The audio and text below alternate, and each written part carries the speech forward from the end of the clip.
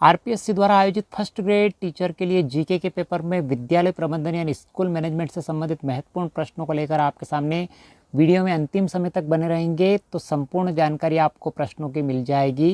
यानी हूबहू प्रश्न आपको आपके एग्जाम में यहाँ से मिलने वाले हैं इस क्लास से।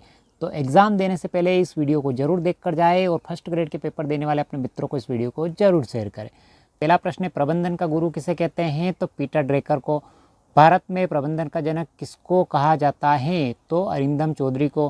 किसी निश्चित उद्देश्य की प्राप्ति के लिए बनाया गया कोई भी मानवीय संसाधन प्रबंधन कहलाता है। उपयुक्त परिभाषा किसने दी थी? तो जेडी मुने ने। प्रधानाध्यापक को दृढ़ चरित्र वाला होना चाहिए, उपयुक्त कथन किसने कहा था? तो रायबर ने। प्रबंधन में प्रमुख रूप से कितने प्रकार के संसाधन पाए जाते हैं? 2 प्रकार के, मानवीय संसाधन और भौतिक संसाधन। विद्यालय का मस्तिष्क किसे कहा जाता है? तो प्रधानाध्यापक को। विद्यालय का नाड़ी तंत्र किसे कहा जाता है? तो अध्यापक को। माध्यमिक शिक्षा आयोग के अनुसार किस आकार के विद्यालय भवन सर्वोत्तम माने जाते हैं? तो यू आकार के। उत्तम प्रकार का पुस्तकालय उत्तम विद्यालय की पहचान उपयुक्त कथन किसका है? तो पिट्समैन का।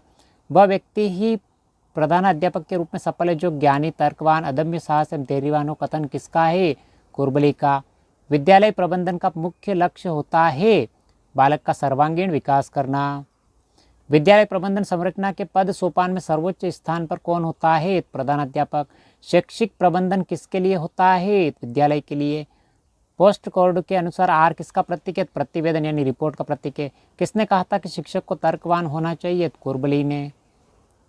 विद्यालय के लक्ष्यों की प्राप्ति हेतु अनुशासन का कौन सा प्रकार सर्वाधिक उपयुक्त है? तो स्व अनुशासन यानी सेल्फ डिसिप्लिन। सुपरविजन शब्द का अर्थ है तो उच्च दृष्टि। शैक्षणिक पर्यवेक्षण है तो संस्थान के विकास को गति देना, सुधार हेतु मूल्यांकन करना, शिक्षण उद्देश्यों, विधियों, सामग्री का चयन करना, उपयुक्त सभी यानी ऑप्शन द राइट है। पर्यवेक्षण अच्छे शिक्षण में सीखने की परिस्थितियों के विकास में सहायक होता है, कथन किसका है? डब्ल्यू किम्बल का। आधुनिक पर्यवेक्षण है योजनाबद्ध है, लोकतांत्रिक, वस्तुनिष्ठ यानी उपयुक्त सभी। परंपरागत पर्यवेक्षण का दोष था सीमित व आत्मनिष्ठ स्वरूप, सत्तात्मक व निरंकुश, रचनात्मकता का अभाव यानी उपयुक्त सभी। एफ एम मार्क्स के अनुसार पर्यवेक्षक के रूप में शामिल नहीं है, पूछा है आपको, ध्यान रखिए आप। तो सारभूत या तकनीकी है, संस्थागत या वस्तुपरक है, व्यक्तिगत या मानवीय है लेकिन भौतिक नहीं है, और आपको नहीं पूछा है। शैक्षिक पर्यवेक्षक का उद्देश्य नहीं पूछा है आपको। संस्थान का गुणात्मक विकास करना है, संस्थान में नवाचारों में कमी करना है, शिक्षकों की क्षमता का संवर्धन करना है लेकिन संस्थान की गतिविधियों का मूल्यांकन करना नहीं है। पर्यवेक्षण का अर्थ है श्रेष्ठतरों द्वारा अधीनस्थों के कार्यों की देखरेख करना। पर्यवेक्षण का सिद्धांत किसमें निहित है? पद सोपान में। आधुनिक पर्यवेक्षण अध्यापन व अधिगम के श्रेष्ठ विकास में सहायक है, कथन किस विद्वान का विचार है? विल्स का। निरीक्षण एक आधार है जिस पर शिक्षण में उन्नति के सभी कार्यक्रम बनाए जाते हैं, उपयुक्त कथन संबंधित है बार्ट और बर्टन का। निरीक्षण का शाब्दिक अर्थ है जांच करना। तो बहुत सारे प्रश्नों की आपको व्याख्या भी देखने को मिल जाएगी साथ साथ। संस्थागत नियोजन का सिद्धांत नहीं पूछा है आपको। तो आवश्यकता का सिद्धांत है, नेतृत्व का सिद्धांत है, प्राथमिकता निर्धारण का सिद्धांत है लेकिन अविश्वसनीयता का सिद्धांत नहीं है। संस्थागत नियोजन के शैक्षिक क्षेत्र से संबंधित बिंदु है तो सहायक शिक्षण सामग्री का प्रभावी उपयोग। संस्थागत नियोजन के शैक्षिक क्षेत्र की गतिविधि नहीं पूछा है आपको। सांस्कृतिक साहित्यिक कार्यक्रम है, पुस्तकालय, वाचनालय है, मध्याह्न भोजन योजना एमडीएम है लेकिन लेख वर्तनी सुधार नहीं है। संस्थागत योजना निर्माण का चरण नहीं पूछा है आपको। तो वर्तमान स्थिति, उपलब्ध संसाधन है, क्रियान्वयन के चरण है लेकिन मूल्यांकन प्रपत्र नहीं है। संस्थागत नियोजन के भौतिक क्षेत्र की गतिविधि नहीं पूछा है आपको। शौचालय निर्माण है, विद्यालय भवन, 4 दीवारी है, वृक्षारोपण है लेकिन उत्सव जयंतियाँ नहीं है। संस्थागत नियोजन के उद्देश्य के संबंध में असत्य कथन है, असत्य कथन बताना है। तो यह नवीन तकनीक तथा विधियों का विकास करता है, सही है। यह शैक्षिक गतिविधियों को बढ़ावा देता है, सही है। यह अध्यापकों की स्वतंत्रता तथा सृजनात्मकता को बढ़ावा देता है, बिल्कुल सही है। लेकिन आपको पूछा है, असत्य पूछा है, यह विद्यालय संस्था का सर्वांगीण विकास नहीं करता है, असत्य है। निःशुल्क शिक्षा का संबंध शैक्षिक नियोजन के किस उपागम से है? तो सामाजिक न्याय उपागम से। शैक्षिक नियोजन की प्रकृति के संबंध में असत्य कथन पूछा है आपको। यह परिवर्तन के प्रबंध का अंग है, यह अच्छे निर्णय हेतु सहायक है, इसमें भावी लक्ष्यों का निर्धारण होता है। उपयुक्त में से कोई लागू नहीं है, असत्य है। अधिकांश संस्थाएं इसलिए असफल रहती क्योंकि वहाँ अच्छे नेतृत्व का अभाव रहता है। कथन किसने दिया? पीटर एफ ड्रेकर ने। में नेता पुरस्कार अथवा दंड पद्धति के माध्यम से अपने कर्मचारियों को प्रेरित करने का प्रयत्न करते हैं। व्यवहार शैली। नेतृत्व की किस शैली का प्रयोग कर्मचारी की अनुभवहीनता, असुरक्षा एवं अकुशलता की स्थिति में किया जाता है? एकतंत्री शैली में। किसे प्रबंध की सफलता की कुंजी कहा जाता है? नेतृत्व को। नेतृत्व की किस शैली के अंतर्गत नेता केवल निष्क्रिय निरीक्षक बना रहता है? लेसेज फेयर अथवा अहस्तक्षेप शैली के अंदर। अधीनस्थों को निर्णयन प्रक्रिया में समाहित करना, अधीनस्थों से सलाह लेना एवं उनकी त्रुटियों में सहनशीलता से सुधार किस शैली की विशेषता है? सहभागी शैली की। मोटिवेशन किस लैटिन शब्द से बना है? तो मोवरे यानी गतिशील होना। जापानी प्रबंध व्यवस्था का सारांश किन शब्दों पर टिका हुआ है? तो विश्वास पे टिका हुआ है, मर्मज्ञता पे टिका हुआ है और आत्मीयता पे, यानी 1, 3, 4 राइट है। लिकर्ट ने 4 प्रकार की प्रबंध व्यवस्था में श्रेष्ठ माना है सहभागी व्यवस्था को। नेतृत्व की निरंकुशता, लोकतांत्रिक व हस्तक्षेप की शैली किसने बताई है? कोटलेविल ने। नेतृत्व का प्रबंध की ग्रिड सिद्धांत दिया है ब्लैक एंड माउंटेन ने। शिक्षा विभाग का मुखिया होता है शिक्षा मंत्री। राजस्थान प्रारंभिक एवं माध्यमिक शिक्षा निर्देशालय की स्थापना कब हुई? 1950 में। राजस्थान प्रारंभिक शिक्षा के अधीन कितने प्रकार की संस्थाएं कार्यरत है? 2 प्रकार की, राजकीय संस्थाएं और स्वायत्त संस्थाएं। प्रारंभिक शिक्षा विभाग के अधीन कौन सी संस्था राजकीय संस्था के अंतर्गत शामिल नहीं है? तो आपको पूछा है, नहीं पूछा है। निदेशालय प्रारंभिक शिक्षा राजस्थान है, निदेशालय साक्षरता एवं सतत शिक्षा राजस्थान है और जिला शिक्षा एवं प्रशिक्षण संस्थान डाइट है, लेकिन आपको पूछा है नहीं है, तो राजस्थान प्रारंभिक शिक्षा परिषद नहीं है। PMIS का पूरा नाम बताइए? तो प्रोजेक्ट मैनेजमेंट इंफॉर्मेशन सिस्टम। निम्न में से कौन सी संस्था प्रारंभिक शिक्षा विभाग के अंतर्गत राजकीय संस्था है? पंजीयक शिक्षा विभागीय परीक्षाएं बीकानेर। शिक्षा में गुणवत्ता लाने के उद्देश्य से प्रारंभिक तथा माध्यमिक शिक्षा विभाग के अलग अलग निर्देशालय कब स्थापित किए गए? 1997 में।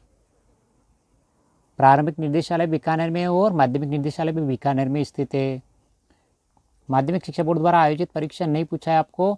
रीट पात्रता परीक्षा आयोजित की जाती है, 10वीं बोर्ड की आयोजित की जाती है, वरिष्ठ उपाध्याय की जाती है, लेकिन MPhil की परीक्षा नहीं आयोजित की जाती है। BACR को अजमेर में कब स्थानांतरित किया गया? 1 जनवरी 1961 को। BACR द्वारा शिक्षकों हेतु कौन सी प्रतियोगिताएं करवाई जाती है?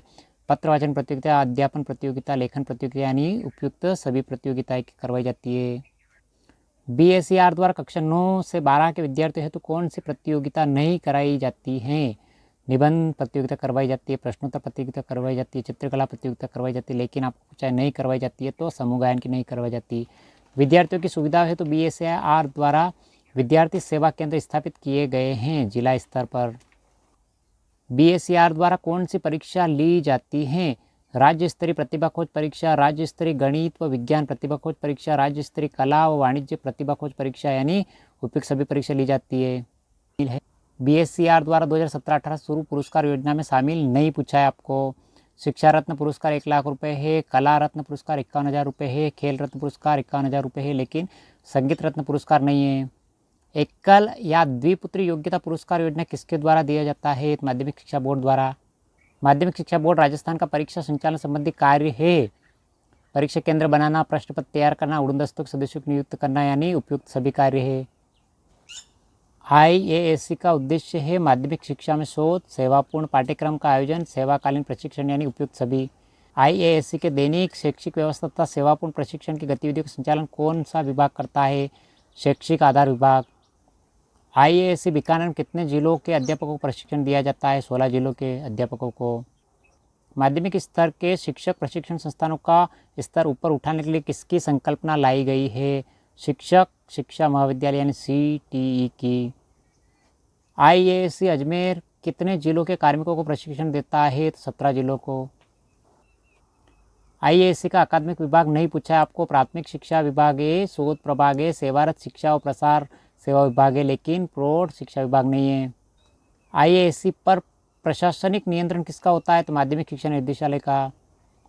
राजस्थान राज्य पाठ्यपुस्तक मंडल की स्थापना कब की गई? तो 1 जनवरी 1974 ईस्वी में। किस वर्ष से राजस्थान राज्य पाठ्यपुस्तक मंडल द्वारा 9वीं से 12वीं तक की पाठ्यपुस्तकों का मुद्रण वितरण किया जा रहा है। सितंबर 2010 से।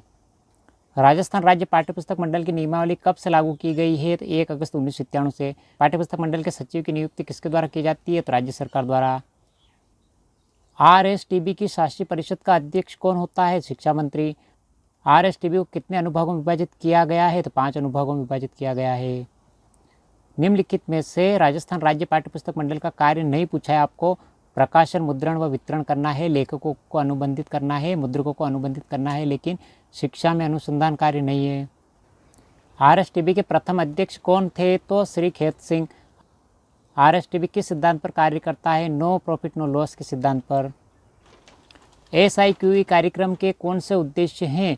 तो बाल केंद्रित शिक्षण के द्वारा बालक सीखने के पर्याप्त अवसर प्रदान करना है, बच्चों में परीक्षा के भय को दूर करना है, गतिविधि आधारित शिक्षण को बढ़ावा देना है, यानी उपयुक्त सभी। CC के मुख्य घटक है, यानी सतत और व्यापकता, और व दोनों।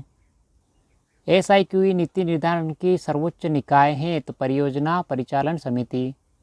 वर्तमान में SIQE परियोजना में साझेदारी कौन कौन सी संस्थाएं कर रही है?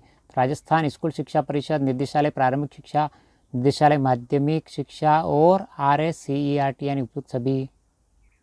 निम्नलिखित में से कौन सा राजस्थान में समग्र शिक्षा अभियान का मुख्य लक्ष्य नहीं पूछा है आपको? तो विद्यालय में सामाजिक और लैंगिक अंतर को कम करना है, व्यावसायिक शिक्षा को बढ़ावा देना है, विद्यालय शिक्षा के सभी स्तरों में समानता और समावेशन को सुनिश्चित करना है, लेकिन आपको पूछा है नहीं, तो प्रौढ़ शिक्षा को बढ़ावा देना नहीं है। समसा में पूर्व संचालित योजना को समाहित किया गया है, तो सर्व शिक्षा अभियान SSA, माध्यमिक शिक्षा अभियान यानी रमसा RMSA, और शिक्षक शिक्षा यानी टीचर एजुकेशन TE, उपयुक्त सभी, यानी ऑप्शन द राइट है। केंद्रीय बजट 2018-19 में सर्व शिक्षा अभियान में समाहित कर दिया गया। समग्र शिक्षा अभियान में शाला दर्पण पोर्टल की शुरुआत की गई 12 जनवरी 2016 से। समसा का नारा आदर्श वाक्य है, सबको शिक्षा अच्छी शिक्षा। समग्र शिक्षा अभियान प्रारंभ हुआ 2018-19 में। समसा की राज्य स्तर पर नोडल एजेंसी कौन है? तो राजस्थान स्कूल शिक्षा परिषद। समग्र शिक्षा अभियान समसा में किस स्तर तक की शिक्षा को शामिल किया गया है? पूर्व प्राथमिक कक्षा से उच्च माध्यमिक कक्षा तक। केंद्र सरकार और राज्य सरकार का समसा के लिए वित्तीय अंशदान है 60-40।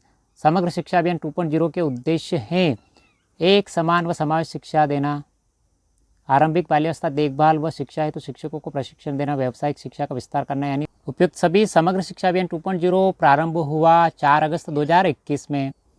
यह हमने छोटी सी क्लास ली है स्कूल मैनेजमेंट के, विद्यालय प्रबंधन के कुछ महत्वपूर्ण प्रश्नों की। फर्स्ट ग्रेड के लिए महत्वपूर्ण प्रश्न आपके इस छोटी सी क्लास से छपने वाले हैं। कैसा लगा वीडियो? लाइक शेयर सब्सक्राइब जरूर करें और अपने दोस्तों के साथ इस वीडियो को जरूर शेयर करें। मिलते हैं अगले वीडियो में। Thank you.